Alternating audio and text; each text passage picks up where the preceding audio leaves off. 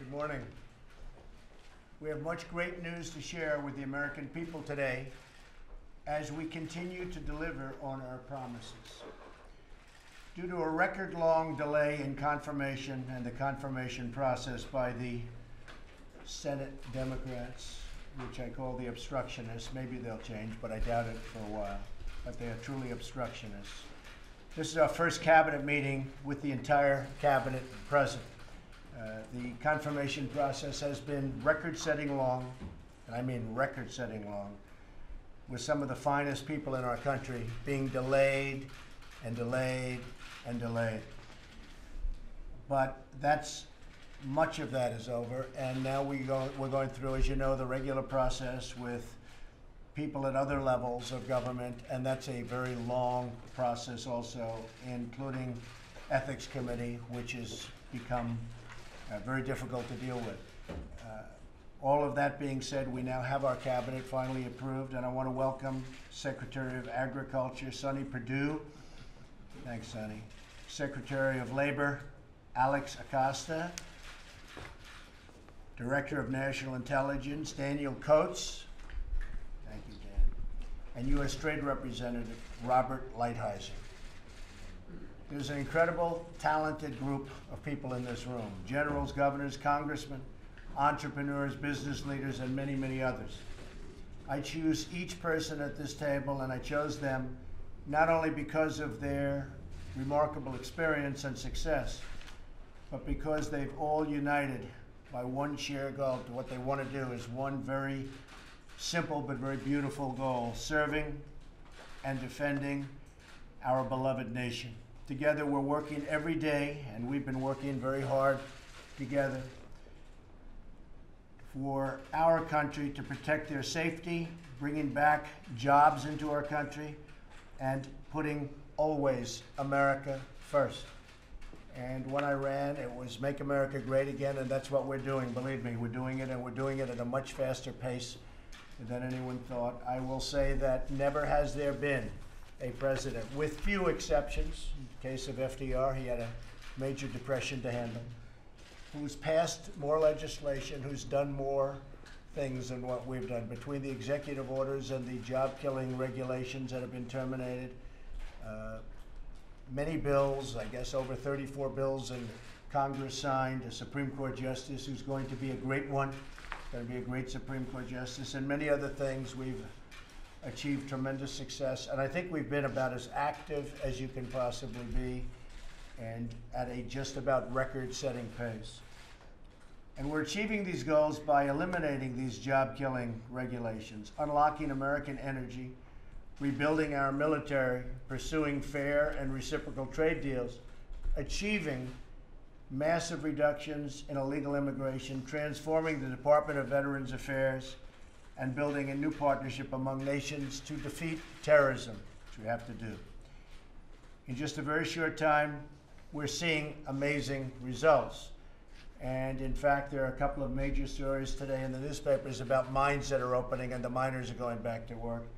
Actually, they're pretty big stories. People are surprised. It's kicking in very fast. More small businesses are planning to hire than at any point in over a decade. And last month, unemployment fell to its lowest point in 16 years. I recently returned from a trip overseas that included deals for more than $350 billion worth of military and economic investment in the United States. These deals will bring many thousands of jobs to our country, and in fact will bring millions of jobs ultimately, and help Saudi Arabia take a greater role in providing stability and security in that region. One of the big things that we did, and you're seeing it now with Qatar and all of the things that are actually going on in a very positive fashion, we are stopping the funding of terrorism. They are going to stop the funding of terrorism. And it's not an easy fight, but that's a fight we're going to win. You have to starve the beast, and we're going to starve the beast, believe me. Secretary Price has been working very hard to repeal and replace Obamacare. The House passed a bill.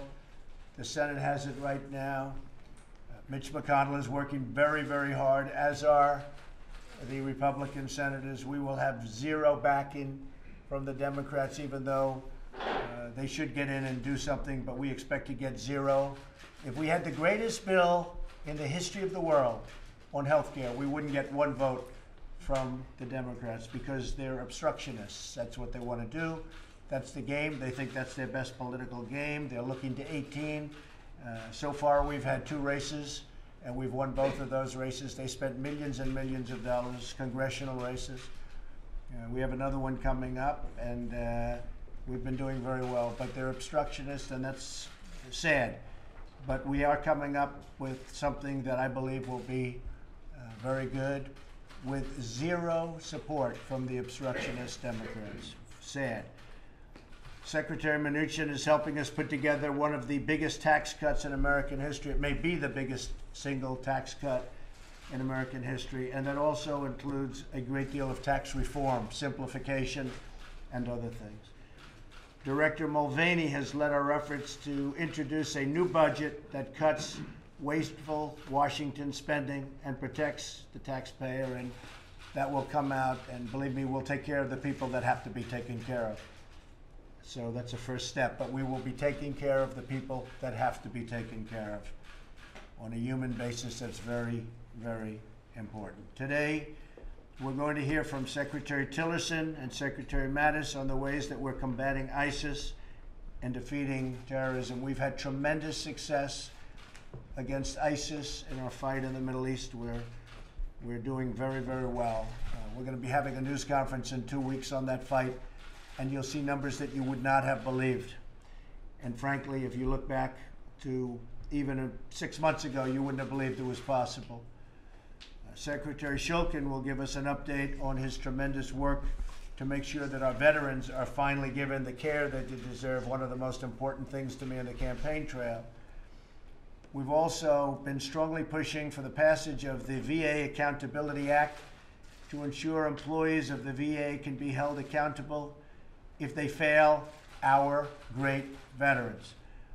It's passed the Senate, and the House is voting tomorrow. So tomorrow we have a big vote coming up, David, and I think we're going to be in good shape. But that's something that is going to be great for our veterans. We're also going to hear from Secretary Acosta about a major announcement that I'll be making later this week, expanding apprenticeships and getting our people back to work. Well, we have the lowest number in terms of unemployment in many, many years. At the same time, I've always argued with that number because it doesn't take into account millions and millions of people that have given up looking for jobs. And we're going to be doing something about that, and we're going to get those people back to work, and it's already starting in Ohio, and it's starting in Pennsylvania, and North Carolina, and South Carolina, and Florida. You see the numbers, and they're starting. I call them the forgotten men and women, but they're not going to be forgotten much longer, believe me. There are millions of good jobs that lead to great careers, jobs that do not require a 4-year degree, or the massive debt that often comes with those 4-year degrees and even 2-year degrees. These jobs require advanced skills and technical training, and we're going to start that. The apprenticeships, a very good word from the Trump standpoint, the word apprentice. Apprenticeships are going to be a big, big factor in our country. You have people with tremendous talent, maybe a mechanical talent, or maybe a talent for fixing an engine or a motor, that a lot of people that graduated high in their class at the best colleges in the world have no clue, and they would never be good at it. It's a different kind of an ability, but it's a great ability nevertheless. We're going to help get our young people the technical training that they need to pursue really exciting careers, and careers that they can make good money. They can really earn a great, great salary and maybe even open small businesses. If everyone in this room continues to do their jobs, then we can restore American prosperity and make millions and millions of dollars, and we can make for these people and the American dream come true. To make the American dream come true for a lot of people that will not have had that experience without the election results that we had on November 8th. So we're here to change Washington, return power to the people. We're here to give people a great shot at a great, great job and even opening small businesses, and employing other people. I look forward to hearing all of the reports from the different people in the room today. We have done, as I said, about as much as anybody ever in a short period of time in a presidency. That's despite tremendous opposition from the other side. We have done something that's very special. And you see it in the economic numbers, because the economic numbers have been incredible. One just came out, almost $4 trillion in worth has been created in the stock markets of our country. You just take a look at that. 700,000 jobs have been created in a very short period of time since the election. 700,000 jobs. If we would have said that on November 8th, nobody would have believed the number. If we would have said that almost $4 trillion in the stock markets has been created, everybody would have laughed at us. They would have said, oh, that's ridiculous. But that's what it is. So we're very proud of it. We have a phenomenal team of people, a great group of talent, and we are really now seeing the early fruits of their labor. Some of them won't be able to kick in because statutorily you have to wait periods of time before you're allowed to do the filing. We'll be having some major legislation very soon on the dumping of steel in our country, which is absolutely killing our workers and our steel companies. We're going to be having some very major legislation on the dumping of aluminum and various other things into our country, which is killing our workers, and we'll be announcing that very soon. So I think what we'll do, most of you know most of the people around the room, but I'm going to start with our Vice President. Where's our Vice President? Our Vice President. There he is. And I'll maybe start with Mike, and we'll just go around and just, you name your position, and then we'll ask these folks to go back and have a good day, and we're going to discuss our various reports. Mike? Thank you, Mr. President, and just the greatest privilege of my life is to serve as Vice President to a President who's keeping his word to the American people and assembling a team that's bringing real change, real prosperity, real strength back to our nation. Thank you, Mike. Mr. President, it's great to be here and celebrate this group. We are receiving, as you know, I'm not sure the rest of you fully understand the support with law enforcement all over America. They have been very frustrated. They are so thrilled that we have a new idea that we're going to support them and work together to properly, lawfully fight the rising crime that we're seeing. It's an honor to be able to serve you in that regard. You set the exact right message, and it's being responded. The response is fabulous around the country. Great success, including MS-13. They're being thrown out in record numbers and rapidly, and they're being depleted. They'll all be gone pretty soon. So you're right, Jeff. Thank you very much.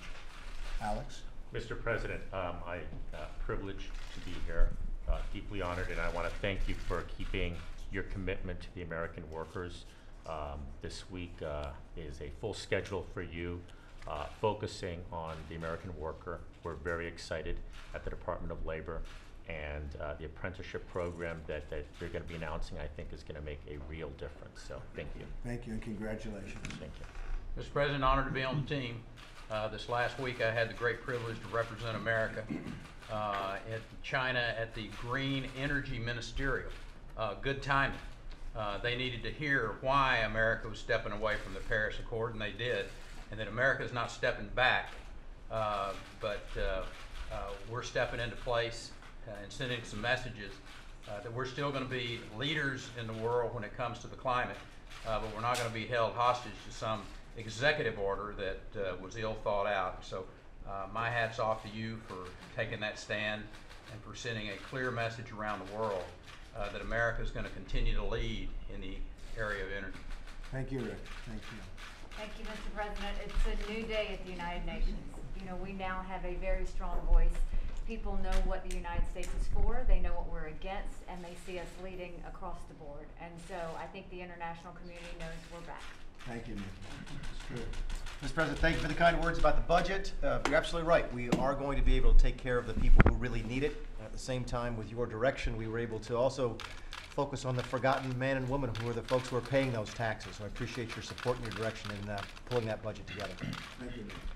Good morning, Mr. President. It's good to be back in the United States. I actually arrived back this morning at 1 o'clock from Italy, and the G7 summit focused on the environment. And our message there was the United States is going to be focused on growth and protecting the environment. It was received well. Good job. Morning, Mr. President. The intelligence community has never faced such a diversity of threats to our country in our lifetimes. We have men and women who are working 24/7, 7 days a week to make sure that we are on top of all these threats. It's a joy to be working with the people that I have inherited, and we are going to continue to provide you with the very best intelligence we can so you can formulate policies to deal with these issues. Thank you, Jim. Mr. President, it's a privilege to serve the students of this country, and to work to ensure that every child has an equal opportunity to get a great education and therefore a great future. Thank you, ma'am. President, what an incredible honor it is to lead the Department of Health and Human Services at this pivotal time under your leadership. I can't thank you enough for the privilege that you've given me and the leadership that you've shown. Seems like there's an international flair to the messages that are being delivered. I had the opportunity to represent the United States at the G20 Health Summit in Berlin and at the World Health Assembly in Geneva, and I can't tell you how excited and enthusiastic folks are about the United States leadership as it relates to global health security. Thank you. Mr. President, as your seal on your staff, That's true. and it's an honor to be your steward of our public lands and the generator of energy dominance. I am deeply honored, and I am committed and optimistic that we can be both great stewards and be the world's largest producer of energy. Good. And you can do both. Thank you very much. Thanks. Rex? Mr. President, thank you for the honor to serve the country. It's a great privilege you've given me. Clearly, we are engaged with our allies to ensure that they know where our common interests lie, what our expectations are, that America will continue to be a leader, but they must do more. And they must meet their obligations both from a national security standpoint, but also for creating conditions of stability, prosperity, and for our adversaries. We are engaging and will engage, but they have to know that we will be engaging from a position of strength to protect America's national interest, and we expect to make progress on resolving some of these differences. Mr. President, it's an honor to represent the men and women of the Department of Defense, and we are grateful for the sacrifices our people are making in order to strengthen our military, so our diplomats always negotiate from a position of strength. Thank you. Thank you. Mr. President, thank you for the opportunity to help fix the trade deficit and other things. The other countries are gradually getting used to the fact that the free rides are somewhat over with. They're not happy with it, but I think they have a growing recognition of it. So I'm thrilled to have a chance to help you live up to your campaign promises. Good. Thank you, Wilbur. Mr. President, last week was a great week. It was Infrastructure Week. Thank you so much for coming over to the Department of Transportation. Hundreds and hundreds of people were just so thrilled, hanging out, watching the whole ceremony. I want to thank you for getting this country moving again and also working again. Thank you. Thank you very much. Mr. President, proud to be here. Certainly very proud to represent the 250,000 men and women that serve the country in DHS. In the 5 months that I've been in the job, we have gone a long way to facilitate improve the legal movement of people in commerce across our borders, yet at the same time have gone a long way to safeguarding our borders, particularly the southern border, working with all of our partners to the south. 70% drop in illegal immigration. While we still welcome legal immigrants to the tune of over 1 million a year, we are no longer a friendly environment for illegal border crossers. Thank you. Mr. President, first of all, I apologize for being late for work. In about 4 months, I got bogged down in that swamp that you've been trying to clean. I also have traveled. I just got back from Paris, where we met with the OECD and the WTO both, and the message was similar to Wilbur's. It was, deficits do matter, and ours are coming down. I should be here. I know they are. Good morning, Mr. President. Thank you for the opportunity to serve at SBA, and I can tell you that as I haven't been traveling internationally, but I've been traveling around the country. And what I'm continuing to hear is this renewed optimism from small businesses, higher than it's been in about 16 years. So those people returning to the workforce, a lot of them are because small businesses are creating new jobs. So loan portfolios are up, mentoring and our outreach with SCORE and our other programs are being so successful. So thank you. We're on a good trajectory and still a lot of work to do. Thank you. On behalf of the entire senior staff around you, Mr. President, we thank you for the opportunity and the blessing that you've given us to serve your agenda and the American people, and we're continuing to work very hard every day to accomplish those goals. Mr. President, it's an honor to serve as your CIA director. It's an incredible privilege to lead the men and women who are providing intelligence so that we can do the national security mission. And in the finest tradition of the CIA, I'm not going to say a damn thing in front of the media.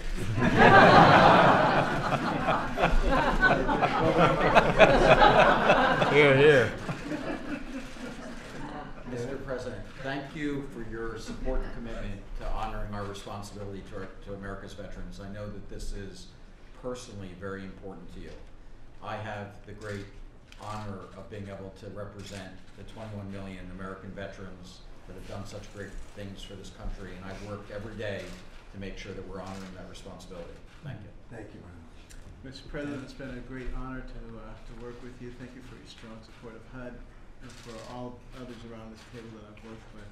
We're making tremendous progress and converting to a business model, already seeing tremendous savings there. And this month is National Homeowners Month, and therefore I'll be ringing the bell on Wall Street at 4 o'clock, which means I got to leave at 12. Thanks. Good morning, Mr. President. While we're bragging about international travel, I just got back from Mississippi. I love you there. And I want to congratulate you on the men and women you placed around this table. The holistic team of Working for America is making results in each and every area.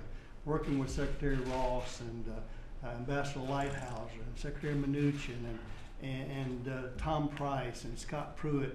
This is a team you've assembled that's working hand in glove for the betterment of America. And I want to thank you for that. These are great team members, and we're on your team. Thank you, sir. Thank you.